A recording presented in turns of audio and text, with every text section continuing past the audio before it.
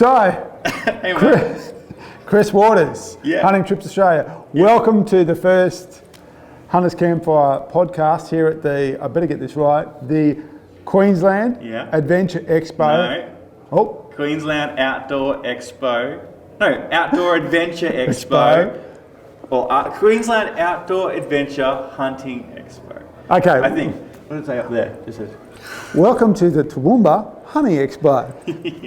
It's the 29th today, so Friday, and we're going to talk to Chris about his wonderful idea, which is Hunting Trips Australia, which, by the way, you might recognise we've already done it as a podcast. That's why we're starting with Chris, because we know him, and it's going to be easy for us.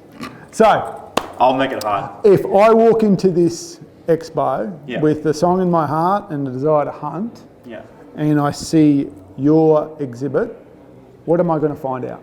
Sure. So there's three brands that I'm representing. One is Hunting Trips Australia. The other is the Australian Hunters Club, which we kind of talked about briefly at our last last catch up. I was kind of just introducing the club, but it was under the Hunting Trips Australia banner, and now it's separate. It's its own separate thing.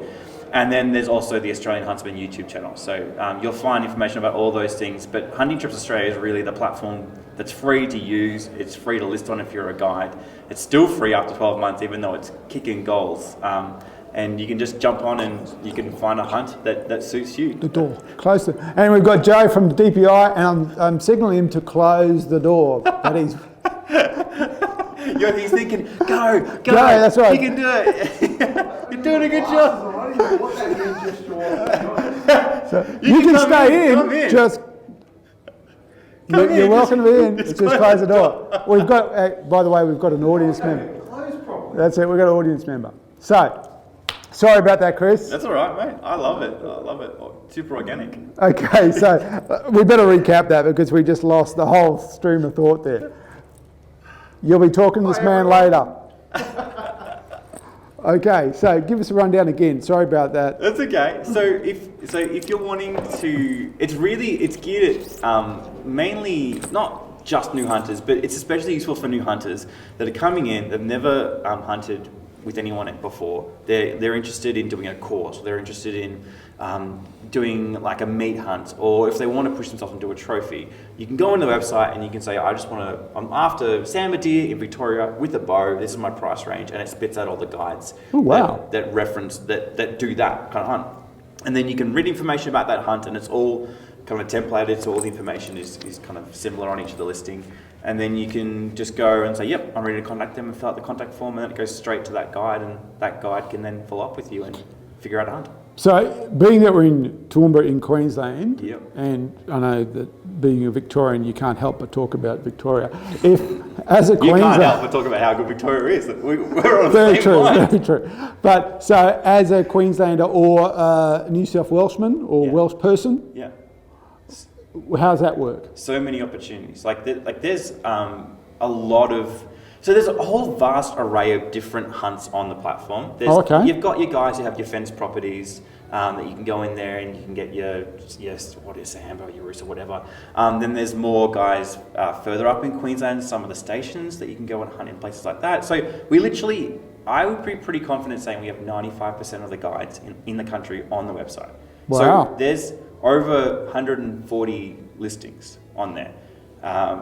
And some of those represent the same business with different offerings. But so there's the whole idea of the platform is that there's so much volume, and it takes the guesswork out of, I don't know, like you go to a guide's website and some of them are really confusing and you don't really know what they're actually offering. And for a new hunter, you don't know what kind of questions you should be asking to get the information out. And so this is an easy way for you to go in and do some of that legwork and filter down and find out something that works for you. Okay, that sounds very, very helpful. So what are some of the questions that I should ask? Sure, it's a great. So, you should ask first of all, what type of hunt is it? Are we talking the difference between a guided hunt versus a course that involves hunting and has a guarantee of game versus something that's a trophy hunt versus a ranch hunt? There's all different types of hunting, and each of those will give you a very different experience. Okay. So what's a ranch hunt? So a ranch hunt is typically a hunt that's done on a property that's fenced, and there's guaranteed game there, and they're breeding the game, deer, buffalo, whatever it is, that's designed to be hunted. And so they will, it's similar, it's basically a hunting property. Okay. So it's the kind of high fence safari type of idea. Exactly. Okay. Yeah. So what's the kind of the flip side to that?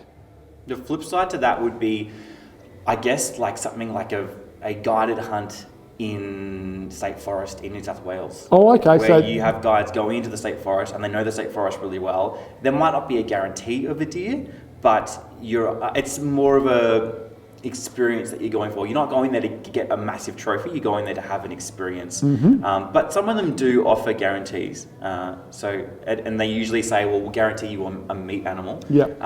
And it's more of a course-based thing. So you're there to learn. You learn to learn about how the thermals work, how the wind works, how to identify sign, how to deal with terrain, elevation, deer movement, all that kind of thing. Okay. And so, that leads to the next question. That you said there is actually like a course. So a course is obviously that. And what else might I? So if, for instance, do the courses cover off things like firearms and so on? So different guides do different things, and what I'm seeing, at least what I've seen in the last 5 years, is the guides that are offering this are evolving, and they're starting to understand how to package these better. So there's guys like Paul Bogue in Victoria who's been doing it for ages. Everyone knows his name. He's a very structured system of the way he does it. So for instance, he won't take you out on a guided hunt until you've gone and done shot placement training the day before. Until your groupings are such that he's confident that you can take an animal down cleanly. So he would do that. Some other guys might just say, well, you'll come out and I'll teach you the firing, we'll do some dry firing, we'll talk about how you hold a rifle. It all depends on your skill level, and most of them are tailored to the person. So depending on what you think you need or what they think you need, they'll Okay, and Paul does hounds as well, doesn't he? Hounds, have I got that right? Yeah, I think he does some hounds. He does kind of everything from your beginners courses all the way up to your trophy hunts, and everything in between. So structured courses and teaching and training, yeah. That's it, because I may have seen, I'm not sure, I might have got it wrong. I think I've seen him running a hound course or something like that once. But yeah, maybe. That, to me, that looks like there definitely are some, especially guys in Victoria, that specifically do hound hunting guided hunts. Wow. Where you either take your hound and they'll help teach, or you just hunt with them. You just go with the hound crew. Wow, that sounds fantastic. Which is awesome. Like to get that kind, I mean, I think having someone that runs a dog with my brother, if we'd known that, like the years that you could save, to shave of trying to figure it out, like just to be like, don't let your dog do that, like, or hey, he did a good job, like this is how you praise him, or like, or he's going after ruse, like what are you doing? Like, there's something really important about that. Yes, that sounds like a very smart idea. But for me, this is like one of the reasons why I love this platform, and what I've tried to bake into the club as well is, for me, mentoring is something that is incredibly important. And if we, and I know that you feel the same way, especially about giving people access and stuff. If we're not responsible for new hunters, and we're not growing and developing and shaping them and teaching them and giving them access to knowledge and learning practical sense, then we're not looking after our industry, and we're not looking after our lifestyle, because it only takes a few guys who don't know what they're doing, with all the best intentions, do something stupid and illegal that then affects all of us. Oh, yeah. Legislation tightens, access gets removed, and so I feel a real responsibility to make sure that even if they're paying, that people can learn. And why lose all this great knowledge and skills? And why do we have this emphasis on the individual? Like, you should go out there and go watch all these YouTube videos. And like, I know we both have YouTube channels, so we put our hands up saying that we contribute to this, but like, there's no substitute for having someone that you can sit down and talk with and can point to things and say this, that, not that, this. Yeah, I wholly support that idea. And you know, the thing about cultures, and if we look at hunting as a culture, there's kind of two ways you can get rid of a culture. One, you can purposely seek to remove it, or the other, you just let it wither on the vine. Yeah. And if we don't do something about the culture of hunting, that is to keep it alive and keep growing it, because it can't stay still, it's got to keep going up. Yeah. It'll either wither on the vine, and that will make it much more acceptable for someone to say, no, we don't want that anymore. No one's doing that. No one's going duck hunting. No one's shooting deer. Yeah. We don't need that. And we don't have the wider community's support for which it's not in a negative sense, but just it's evolved. Like when you look at early man, when we first started hunting, there was no such thing as a hunter. Everyone hunted because you were either hungry and you hunted or you died. And then once we start getting tribes, you start having people who are better hunters. And then you get to the age of agriculture where it's like we've got we need hunters less and less and less to the point we are now, whereas no one needs hunters. We have massive farms. You don't need hunters to go out there and get meat. And so there's no imperative to pass on that information, that knowledge. So it's only within the community that will happen. We can't rely on society to be teaching and raising new hunters, because that just doesn't happen. So if we don't do it, then no one will.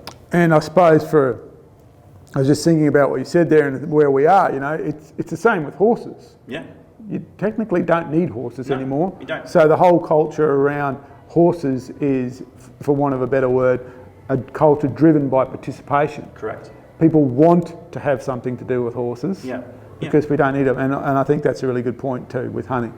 And you need people like yourself and Ian to be positively role modeling within the community, for the community, but also to show the outside world that we do contribute value, that there is great things about this lifestyle that we know and love, and we're not all crazy, idiots. Well, most of us are. Well, some of us are. But it ebbs and flows. But if we don't take on that responsibility, then we can't expect anyone else to do it. And I mean, looking through the glass window, you guys can't see it, but looking through the glass window at the layout out there, we're actually seeing that firsthand. Hello, sir. How are you? Good morning. How are you? Very well. You guys in the middle of We are, but that's okay. Do you want to join the podcast? And you are? Jason, look what I Hey Jason, how are you? We'll come speak to you later, buddy. Perfect. See, talking about the culture of hunting, we've just met one of its greatest proponents. There we go. Jason. So Jason from Liquid Anna. We'll be talking to him sometime soonish. Okay. Anything else? I don't know. You tell me, mate. You're running the podcast. We wind up this kooky podcast. So that's what you provide. Let me say one thing. Okay. Actually, that kind of blends into what we're talking about, and it's something that I know you're passionate about, and something that I'm trying to weave into the culture that I engage with. So with the Australian Hunters Club, I have this same challenge, right? That I want to be mentoring and growing people, not just having a club that offers genuine reason and insurance. But the question is, how do you operate that at scale, and how do you give people meaningful connections? And so one of the simple things that I'm trying to do is... Hope I just didn't cause an industrial accident. There's a bunch of cars, like it's a forklift. No, it's a TV stand. We might have to wrap up soon. But go. So I was just saying that we have this thing called Host a Hunt, and it's a really simple idea, is that if I'm going to go on a hunt, let's say I'm going up to the high country in 2 weeks, I can, as a member of this club, I can list that on the website and say, hey, I'm going up to the high country, 2 spots available, who wants to come? And any member can see that listing and say, yeah, I want to come. A greenhorn or an expert, and they'll just reach out, and I don't have to say yes to them, but it just connects us. And through this simple thing, we've been doing it since April, and we've had something like 15 of them already. And you have people meeting at 5 o'clock in the morning in the dark with rifles. You've never met each other, and you're smiling because I know what you're thinking. It's a recipe for disaster, right? No, I actually had the same thing happen to me in England. But it's amazing. What actually happens is amazing. And you have people connecting and having a laugh and building a relationship in this really exciting, interesting environment that you love and you share together. And so it's simple things like that I think that we need to be taking seriously, and because otherwise if we don't do it, then we can't expect anyone else to do it. They're not going to do it for us. I think that's a pretty good place to end. We were talking about products and we've completely drifted off, which probably explains why we're so bad at this. Okay. Okay, Chris. Pleasure. Fantastic, mate. That was great. We've got to get out of here because it looks like people want to come in, but we're going to do more podcasts. So stick around, guys. Yeah.